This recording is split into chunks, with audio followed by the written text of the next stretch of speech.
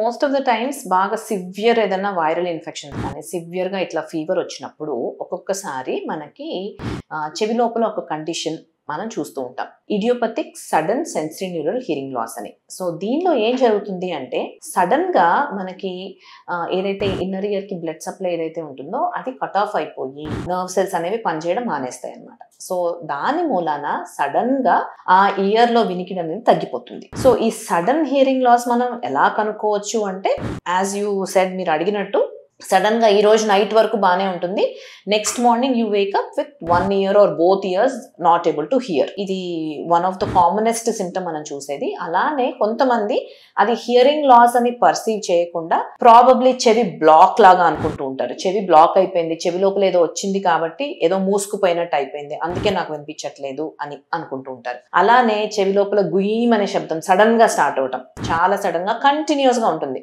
Few seconds వచ్చేసి ఆగిపోవడం, అది చాలా కామన్ గా అందరికి జరుగుతూ ఉంటుంది. అలా కాకుండా ఈ రోజు వరకు నార్మల్ గా ఉండి రేపు మార్నింగ్ లేసేసరికి సడన్ గా ఇట్లా సౌండ్ రావటం కానీ, లేకపోతే చెవి బ్లాకింగ్ సెన్సేషన్ కానీ, లేకపోతే చెవి వినిపించకపోవడం కానీ, ఇలాంటివి ఎప్పుడైతే చూస్తూ ఉంటామో అది it comes under category called sudden sensory neural hearing loss.